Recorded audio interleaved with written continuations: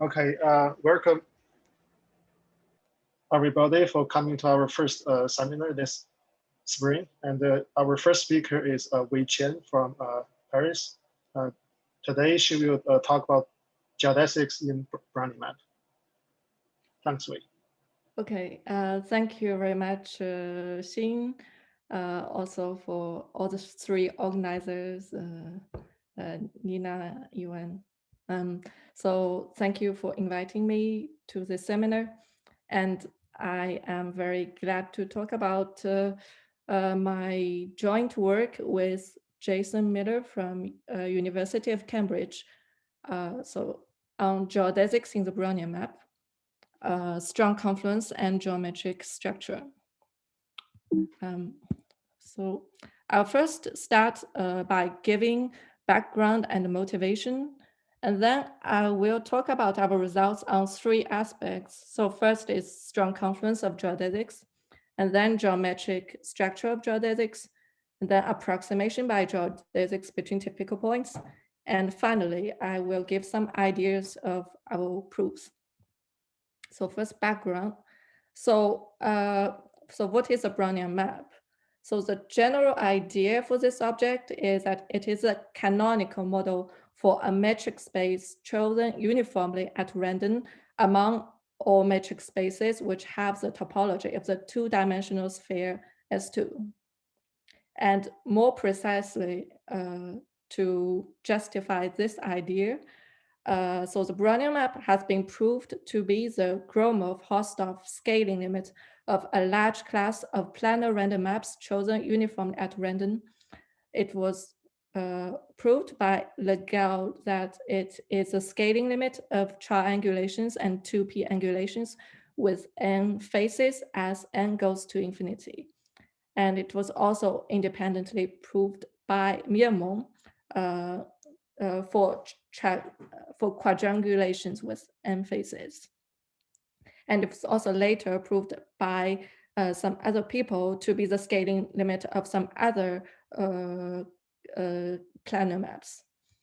And this limit we denoted by SD nu, where S is just a space of a Brownian map, and D is a metric, and nu is a measure on this space. So it's a metric measure space. And it was proved by Legal and Pauling that the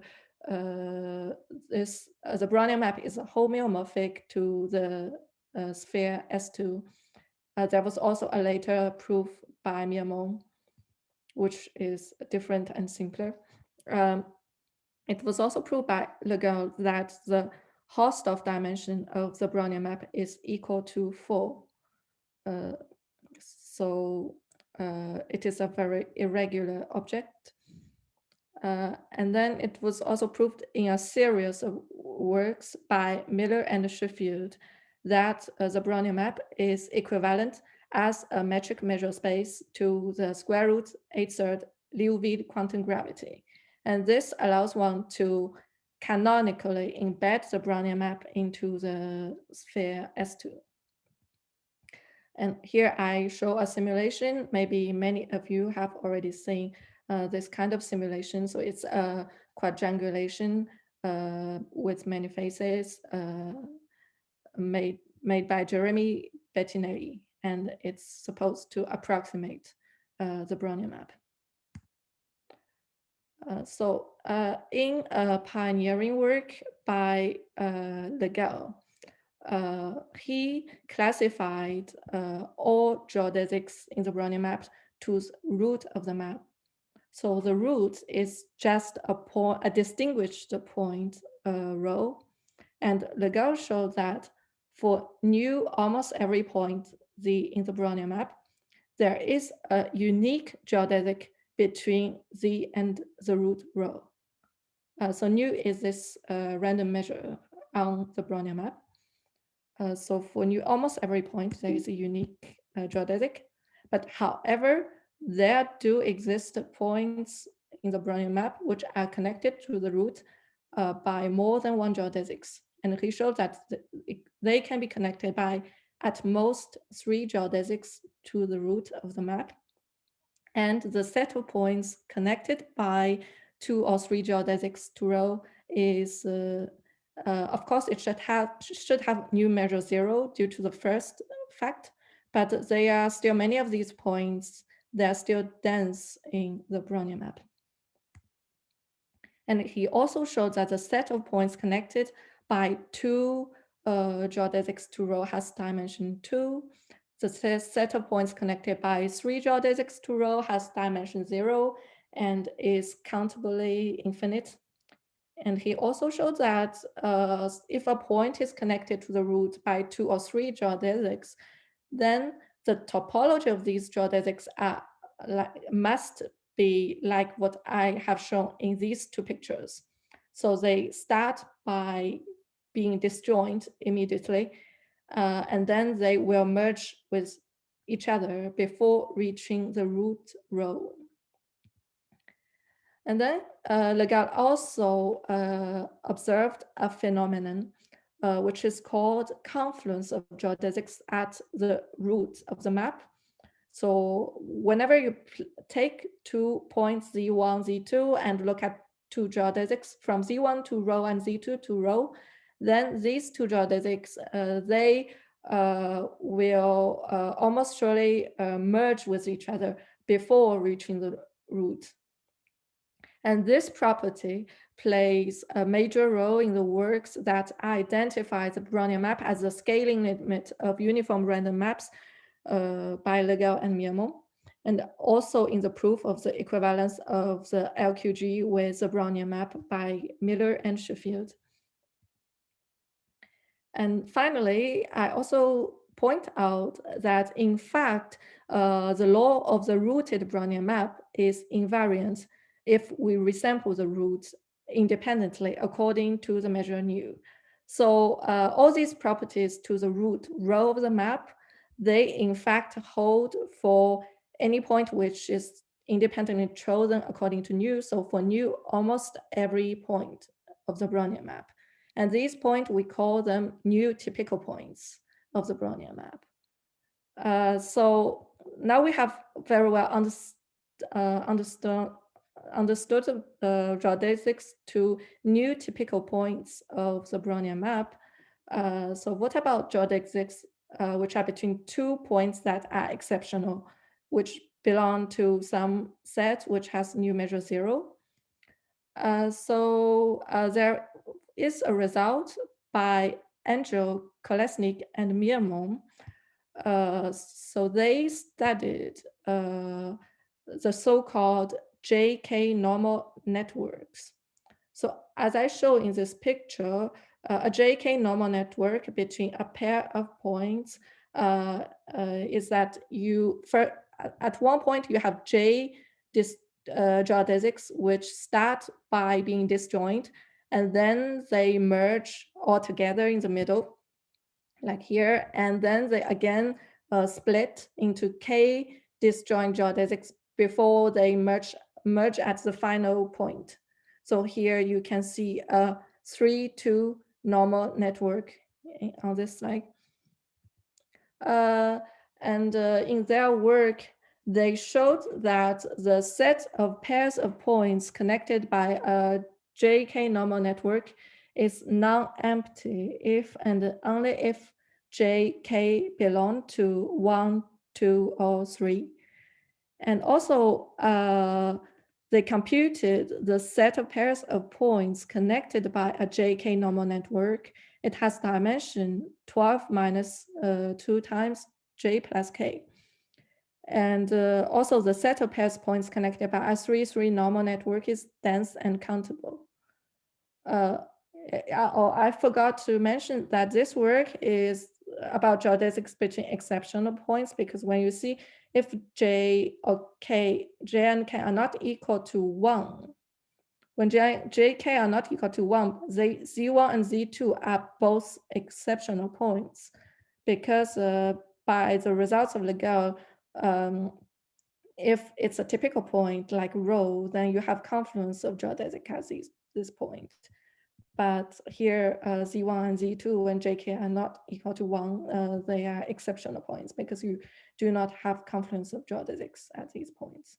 Okay, so the results of Angel, Kolesnik, and Miamon tell us a lot of knowledge about these JK normal networks.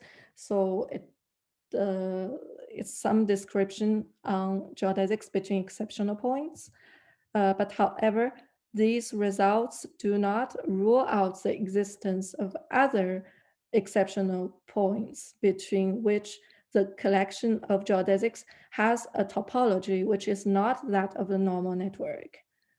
And in fact, we can quite easily see that there do exist such other points. So for example, here in this picture here between Z1 and Z2, you see the topology of these geodesics, they are not that of a JK network because they do not merge in the middle and then branch again as described here. So yeah, finally, I also mentioned a recent work by Ewan Green, who proves analog of these results for gamma LQG for gamma between 0 and 2. But after this work, these kind of results, we still have many basic questions about the geometry of all geodesics in the Brownian map. For example, before our work, it was not known if there are pairs of points which are connected by infinitely many geodesics. And also, we did not know whether there exist any points in the Brownian map from which infinitely many disjoint geodesics emanate. Disjoint except at their starting point. So these geodesic star configurations, can you have points that have infinitely many disjoint geodesics?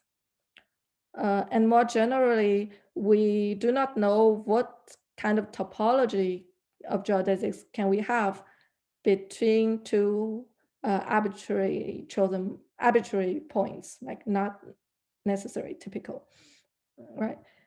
So in our work, we will answer these questions that I've listed among others and try to provide a global description of the behavior of all geodesics at the same time. So I first fixed some notations.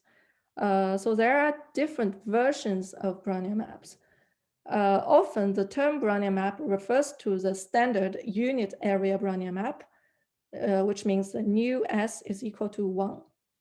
And this follows a probability distribution denoted by mu bm a equal to 1. A is for area. But there is also an infinite measure on Brownian maps where we do not fix the total mass, nu S, but we choose this nu S as according to an infinite distribution. Then conditionally on nu S equal to some A, then we can sample Brownian map measure, probability measure, which conditionally on the area equal to A. And then there is an invariance by scaling between different Brownian maps with different areas. So if we multiply its area by A, volume by A, it's the same as multiplying its distance by A to a quarter.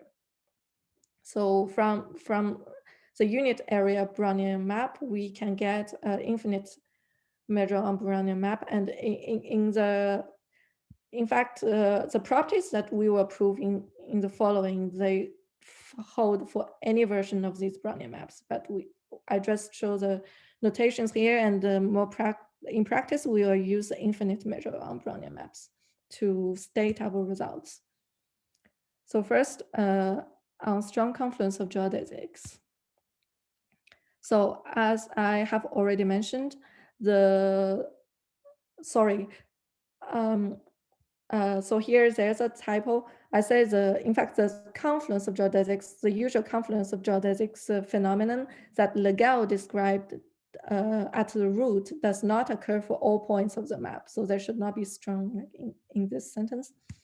So we will show a different form, a stronger form of confluence of geodesics phenomenon, which holds simultaneously for all geodesics in the Brownian map. So let me first just define the usual Hausdorff distance. So for any metric space X, so just as usual, when we have two closed subsets A and B, the Hausdorff distance between A and B is given by the smallest epsilon, such that A is included in the epsilon neighborhood of B and B is included in the epsilon neighborhood of A. So here is a statement of the theorem for strong confluence. So the following holds for mu bm almost every instance of Brownian map. For each u positive, there exists epsilon 0 positive, such that for all epsilon between 0 and epsilon 0, the following holds. So we will fix a delta, which is equal to epsilon to the power of 1 minus u. So it is greater than epsilon. Okay, and then suppose for eta 1 and eta 2, there are two geodesics with time length ti, which is greater than 2 delta, as you see in this picture. Then if we know that the Hausdorff distance between eta 1 and eta 2 is smaller than epsilon, then we know that eta 1 and eta 2 in fact coincide with each other away from the endpoints, like delta away from the endpoints. So here delta is like the length, like so the length of the geodesics are like at least of order delta, and the Hausdorff distance is epsilon. So in practice, it forbids like the second kind of configuration you see on this slide. So you cannot have two geodesics that are very close in the Hausdorff distance during a quite long time and do not coincide with each other. So in fact, we also have an even more precise version of this strong confluence of geodesics. In order to explain that, I first define the one-sided Hausdorff distance, which roughly means that not only eta 1 and eta 2 are close in the Hausdorff distance, but also eta 1 is consistently close to one side of eta 2, like the left side or the right side. So in order to define that, I first define the notion of interior internal metric. So when we have a metric space X and a subset S of X, then the interior internal metric ds defined on S is given by letting dsuv be the infimum of the d lengths of paths which are contained in the interior of S, except possibly the endpoints. And with this notion, when we have eta 1, eta 2, we will look at the distance from the left side and right side of eta 1 to eta 2, like in the space subspace S minus eta 1. So in fact, yeah, and the Hausdorff distance between eta 1 and eta 2 is always smaller than the one-sided Hausdorff distance. And you will see this very clearly on this picture. So here I depict two situations where eta 1 and eta 2 are very close in the Hausdorff distance, but not in the one-sided Hausdorff distance. So on the left, you have eta 1 and eta 2 which cross each other. So eta 1 was first close to the left side of eta 2, but then to the right side of eta 2. So it changes sides. And then in the second picture, eta 1 and eta 2, they do not cross each other. But so we know the Brownian map has a topology of a sphere, and so this sphere can have some bottlenecks. So eta 1 and eta 2 can change sides at the bottlenecks here. So you can see here, at first eta 1 is close to the left side of eta 2, but at the bottleneck, it becomes close to the right side of eta 2. So these are the two primary situations where the one-sided Hausdorff distance is greater than the Hausdorff distance. So our second version of strong confluence of geodesics, it is basically the same statement, but the difference is we let eta 1 and eta 2 be close in the one-sided Hausdorff distance. And in this case, we can choose delta of the order of epsilon log epsilon minus 1. So compared to the previous version, we choose delta equal to epsilon to the power of 1 minus u. This is even smaller order of magnitude of delta. So we have the same kind of statement, except that we further optimize this delta to even smaller order of magnitude. So we believe that this order of magnitude, epsilon log epsilon minus 1, is optimal in theorem 2. And also, in order, and then from theorem 2, we can in fact deduce theorem 1. In order to prove theorem 1, in fact, it is enough to consider the case where eta 1 and eta 2 do not cross each other. So this situation with a cross, in fact, we can consider the two paths before and after they cross each other separately. And then for the second situation where you have bottlenecks of the Brownian map, once we prove theorem 2, we will then prove another fact that there are at most epsilon to the minus u number of bottlenecks along any geodesic in the Brownian map. And these two facts together will allow us to deduce theorem 1. So in practice, we will first prove this more precise version of theorem 2 and then use it to deduce theorem 1. Okay, and then the second part of our results is on geodesic, on the geometric structure of the geodesics. So first, on the intersection behavior of geodesics, we show that the following holds for mu bm almost every instance of Brownian map. So suppose eta 1 and eta 2 are two geodesics, then we look at their intersections. The intersection of these two geodesics minus their endpoints. This set is connected. So you can see on the pictures. So for example, the following configurations, the first two configurations are impossible. They never occur in the Brownian map because here I have two geodesics from Z1 to Z2, and they coincide with each other between Z1, Z3, and between Z4, Z2.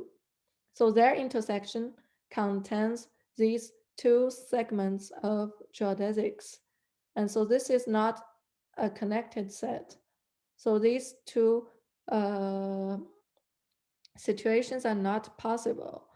However, the situations at the bottom, they are not ruled out.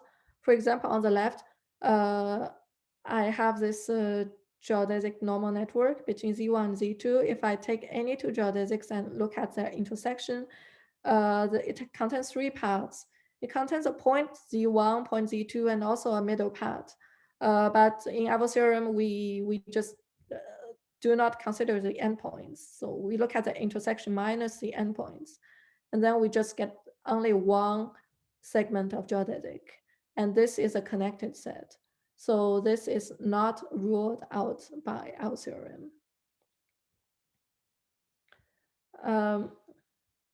Yeah, so this is what theorem 3 says. And then we also have the result on geodesic stars. So a point, we say a point is a K-star point if we have K disjoint geodesics which emanate from this point. So you see a 5-star point in this figure. And we let psi K be the set of K-star points. So the K-star points played an essential role in the proofs of the convergence of the quadrangulations towards the Brownian map in the work of Miamon. And so in our work, we prove that for almost every instance of Brownian map, the set of K-star points is empty for K bigger than 6. And then for K between 1 and 5, the dimension of K-star points is at most 5 minus K.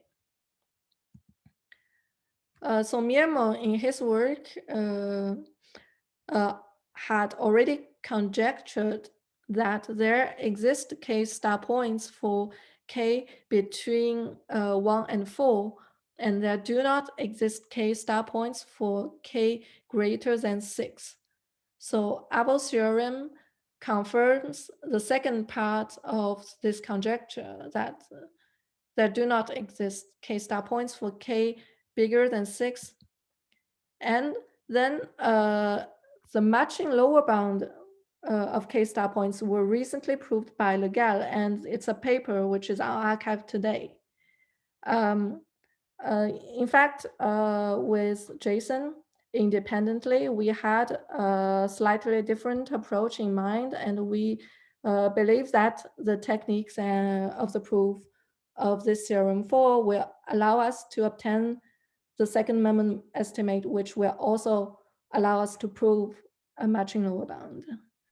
Okay, but we just had that in mind, and the proof now you can find it on Legal, on archive by Legal's work, independent work, and so now the next result, we will study the topology of geodesics between a pair of points. So first I remark that when you look at theorems 3 and 4, they together already reduce the possible configurations of geodesics between any pair of points to a finite number of cases up to homeomorphism. Why? Theorem 4 tells you that from a point, you can have at most 5 disjoint geodesics.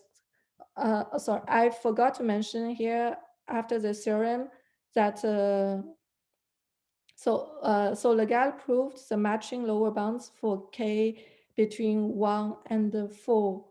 And of course, for K equal to 5, the dimension of 5-star point is equal to 0, but it is still an open question whether there exist points of 5-star. Okay, so but anyway, this theorem tells us that you can have at most 5 disjoint geodesics, which start from any point. And the previous theorem 3 tells you that the intersection between geodesics have a certain topology. So once the geodesics, the disjoint geodesics from a point merge with each other, they can split again and maybe merge at another point, but then they cannot continue to split again, merge again, like as many times as they want. So they can at most merge, split, and merge again. So these two theorems together already tell you that you can only have a finite possibilities of topology of geodesics between a pair of points up to homeomorphism. So what in our work, we will further reduce the number of possible configurations and then give a dimension upper bound for the set of pairs of points connected by each configuration up to homeomorphism. So before I state the results, I first define the notion of splitting point. So when we have U and V, two distinct points in the Brownian map, we say that Z is the splitting point from U to V of multiplicity at least K if there exists so maybe it's better like you see on this picture. So here Z1 is a splitting point of multiplicity 2 from V to U. So K equal to 2, and there exists the three geodesics, which coincide with each other just a little before reaching Z1. And then they become the three geodesics at disjoint with each other a little after Z1. So when it splits into three geodesics, the multiplicity is 3 minus 1 is equal to 2. So Z1 is a splitting point from V to U.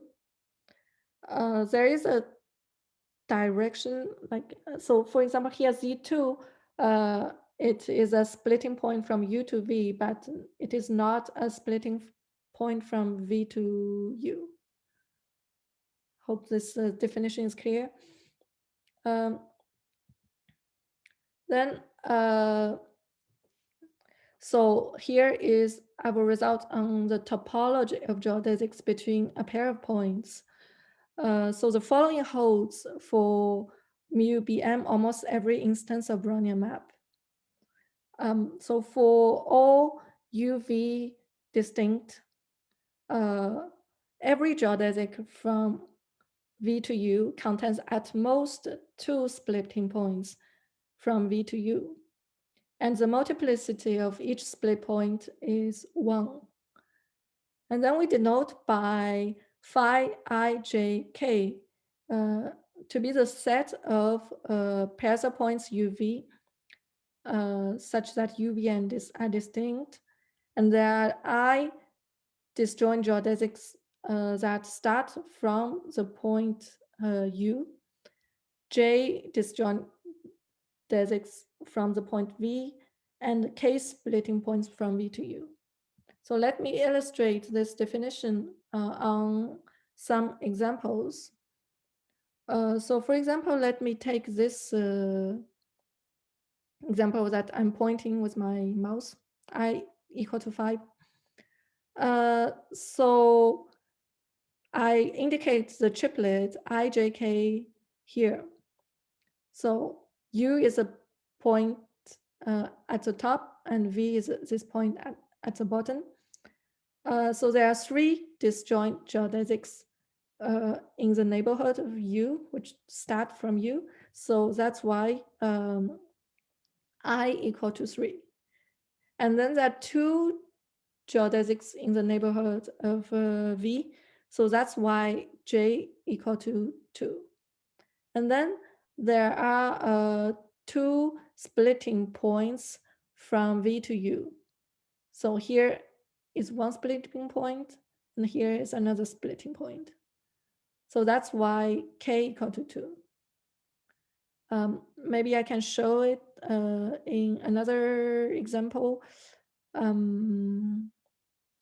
Okay, maybe this I equal to 8. You see there are three geodesics near point U and three disjoint geodesics near point V. So I equal to J equal to 3. And there are two splitting points from V to U, one here and one there. So K is equal to 2. So for each configuration of geodesics between a pair of points, we can associate to it a triplet ijk. And our result says that the dimension of configurations with the triplet ijk is at most equal to 11 minus I plus 2j plus k. And if this quantity is smaller than 0, strictly smaller than 0, then the set phi ijk is empty. So there do not exist topology of geodesics between pairs of points with ijk which are bigger than which are too big.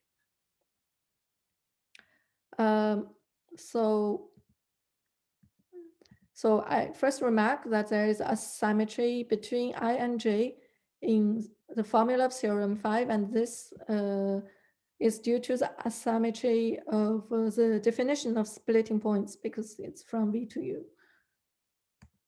And also in the language of Angel, Kolesnik, and Miamo, if U and V are connected by a JK normal network, so for example, you can see here in this case, you have a 3-2 normal network.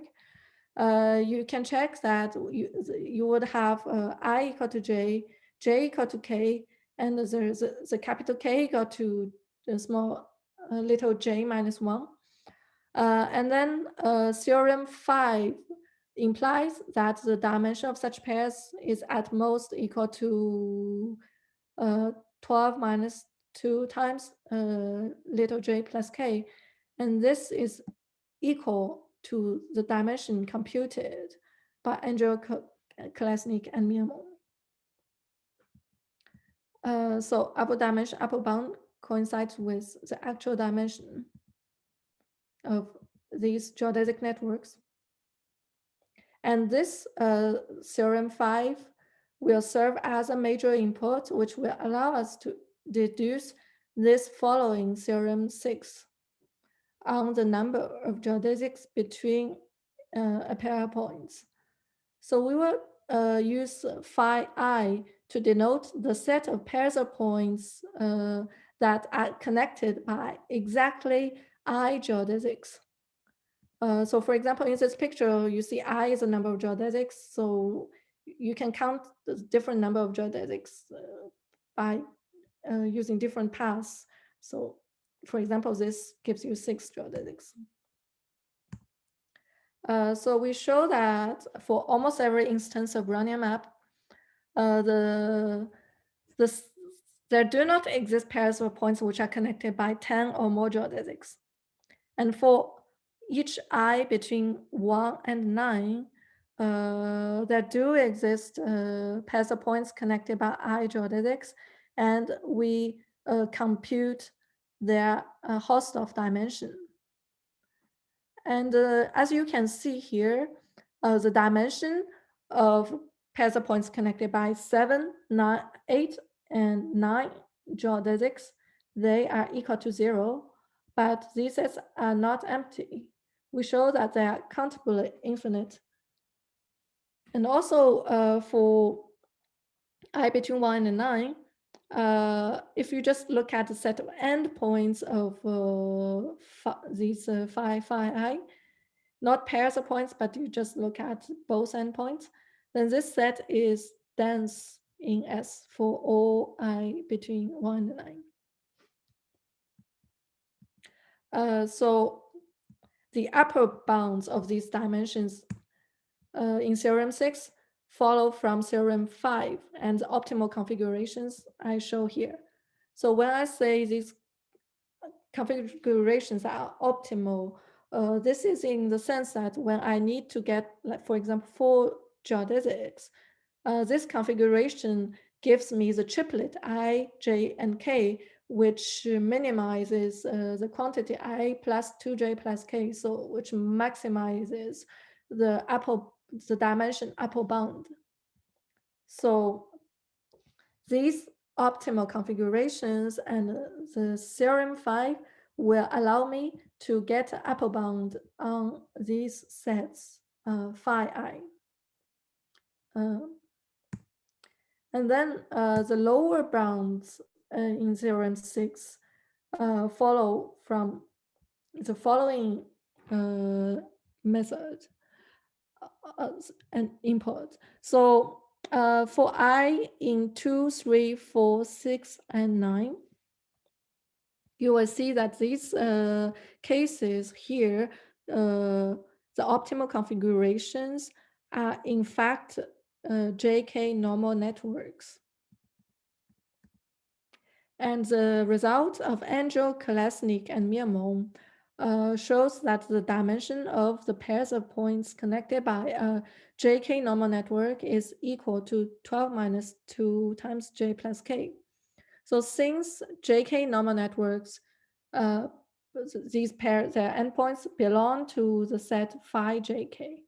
So this gives the lower bound for phi dimension phi J for J between 2, 3, 4, and 6.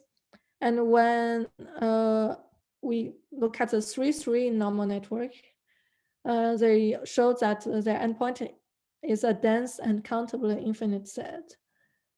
And since theorem 5 shows that there do not exist other configurations leading to 9 geodesics, this just leads to the description of the set phi 9 in our theorem. And however, for I taking value in 5, 7, or 8, the optimal configurations are not normal networks. As you see here, 5, 7, and 8, these configurations are not normal networks. So we will use different methods to get the dimension lower bound for these 3 cases. So in reality, we will get a lower bound for these 3 optimal configurations. So this is a different method, and it is a separate section in our paper. And I'm not going to talk about the details of this part in today's talk. So after this, these results, we still have some remaining questions. So for example, we can ask whether the following configurations exist and can we have a lower bound for the dimensions. So these configurations, according to theorem 5, the dimension upper bound is still positive. It's given by this formula, and it's positive. But we do not yet have a dimension lower bound for these configurations, and for many of them, we do not have a proof of whether they exist or not. Finally, the third part of our results consists of approximation by geodesics between typical points. So here is the statement. So the following holds for mu BM almost every instance of Brownian map. So for every geodesic eta of time length t, if we take 2 points in the middle of this geodesic, like eta s and eta t as here, and take epsilon positive, then there exists delta positive such that if we take a ball of radius delta around eta s and eta t and take any geodesic which has its endpoints respectively in each of these balls, then this geodesic psi, it will coincide with eta away from its endpoints, just epsilon away from its endpoints. So in particular, in this statement, we can choose the points psi 0 and psi s to be new typical. So for example, we can just choose uniformly according to nu a point in this ball of radius delta. Then this will imply that every geodesic of the Brownian map can be arbitrarily well approximated by a geodesic between typical points, because here eta is just any geodesic in the Brownian map. And this psi, we can choose its endpoints to be typical. And psi approximates eta arbitrarily well, because first these eta s and eta t, when we can choose them arbitrarily close to endpoints eta 0 and eta t. And so psi will coincide with eta, just arbitrarily a little distance away from its endpoints. So this is a very strong sense approximation because they basically coincide with each other, just away from the endpoints. So this result allows us to deduce a consequence on this geodesic frame. So geodesic frame is defined to be the union of all the geodesics in the Brownian map minus their endpoints.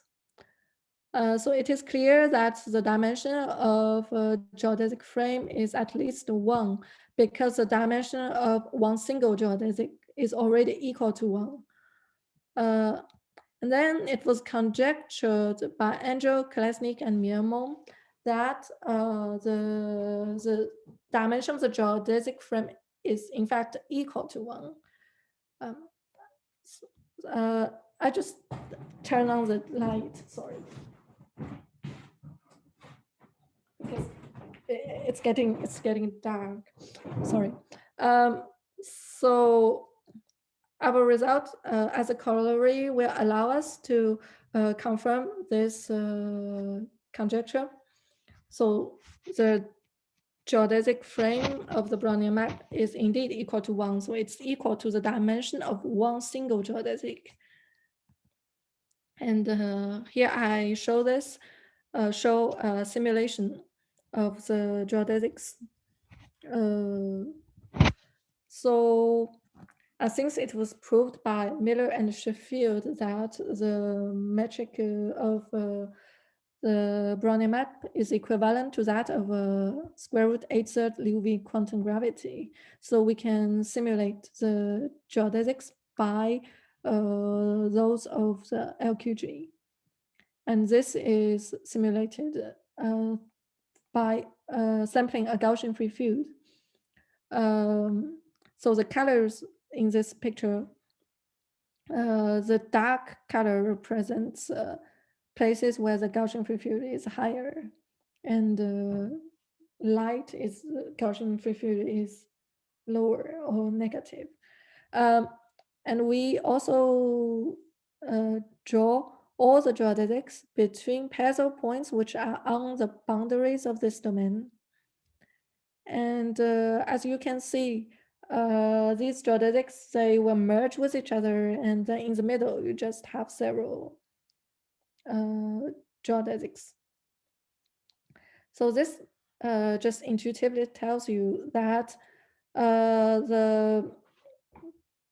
in practice, there are a few highways of geodesics that all the geodesics share.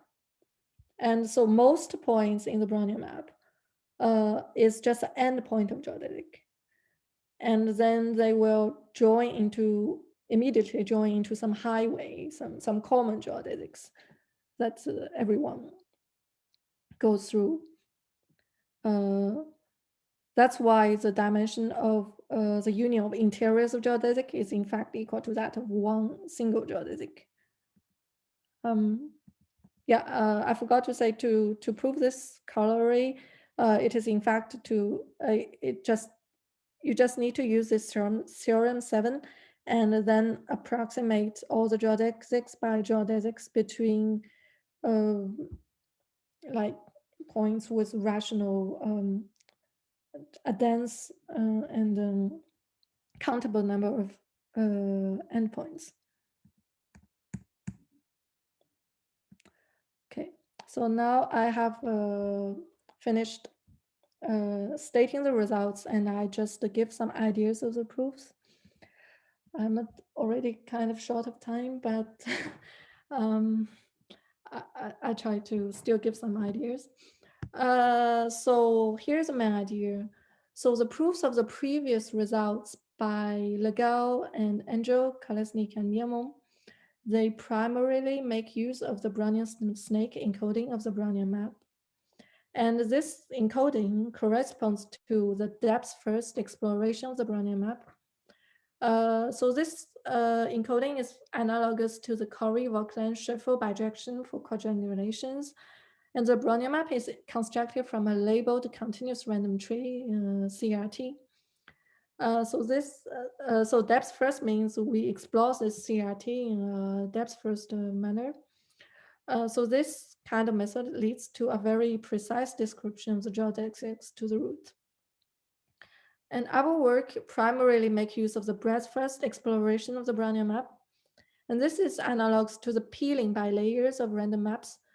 And the various aspects of this peeling in the discrete and the continuum were developed by various people that I have listed here. And this breadth-first exploration is particularly amenable for establishing independence properties along geodesics. So I just to go very fast on this construction of all this depth-first exploration of the Brownian map. So here's how we construct a Brownian map from the Brownian snake encoding. So we first take a Brownian excursion on the interval 0, 1, and we put glue under this excursion, we fold it, and we get a continuous random tree here.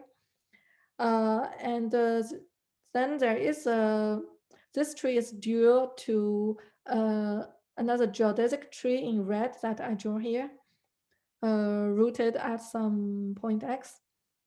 So these red lines, they're all geodesics of the Brownian map. So that the depth first exploration explores the interface between this tree and the dual tree, which is this Brownian excursion. And then the breadth first exploration that we'll use is we explore the geodesic tree and breadth first way from X. So here from X, I have different geodesics, and we will look at the metric balls centered at X of radius R. So you see the different layers of metric balls. We also look at the field metric ball. Field means we feel metric ball is not necessarily simply connected, but we feel all the holes which are the connected components which do not contain some point y. So we fill the balls with respect to another marked point y. And then when we look at the different metric balls, we can associate a boundary length LR to the boundary of metric ball of radius R. So many aspects of this was developed in the works of Miller and Sheffield in the footnote. And then this process of boundary length, it follows a distribution of a continuous state branching process with parameter 3.5. I try to be quick. So we know a lot about this continuous state branching process. It is a time change Levy process, and it has a certain additivity result property. Okay, and then we can do a decomposition of the Brownian map into metric bands. So when we look at, we fixed the sequence of radius R1, R2, and Rk, and look at the annulus obtained by looking at when we do a reverse metric exploration. So it means we do not explore from X to Y, but from Y to X. But anyway, I don't have time to go to the details, but you have these successive annuluses that we call metric bands. And there is independence property between these metric bands. and they depend on each other only through the boundary lengths of the metric bands. So this allows us to consider the different metric bands successively and in a Markovian way. So I just explained the main idea of the proof of a strong confluence of geodesics using this breadth-first exploration. So I just only explain the first step where we prove a weaker version of the strong confluence. So we show that if two geodesics are sufficiently close with respect to the one-sided Hausdorff distance, then they should intersect each other near the endpoints. So here is a picture which gives you the idea. We take two typical points, x and y, and then there is a unique geodesic between x and y. Then we will construct these red geodesics drawn here that we call x because it has the form of x. So this red geodesic has a property that it has two branches, left and right, and each branch, it is a unique geodesic between its endpoints. And they're attached along eta. And we will show that with overwhelming probability, there are many axes along the geodesic eta from x to y. And in order to show that in practice, we'll look at, decompose the Brown map into metric bands and show that in each of the metric bands, there is a positive probability that X occurs. So once we have this, if we have another geodesic eta tilde blue here that crosses one branch of X, then since the red geodesic is a unique geodesic between its endpoints, then in fact eta tilde will be forced to go through the point eta t. It will be forced to follow this red geodesic. Okay, and then when we have two geodesics, eta 1 tilde and eta 2 tilde, which are close to each other, then we will try to find a geodesic eta which stays in between eta 1 tilde and eta 2 tilde and have these axes. And so these blue geodesics will be forced to both intersect the point eta t. And this creates an intersection between eta 1 tilde and eta 2 tilde. Of course, this is just the step one, and later we will also need to show why they coincide all along and not just intersecting at a few points. Okay, but this shows the main idea of how to use a breadth-first exploration to show this kind of results. So I'm already over time and I don't have time to explain more the proofs of other results. So that's the end of my talk, and thank you very much for your attention.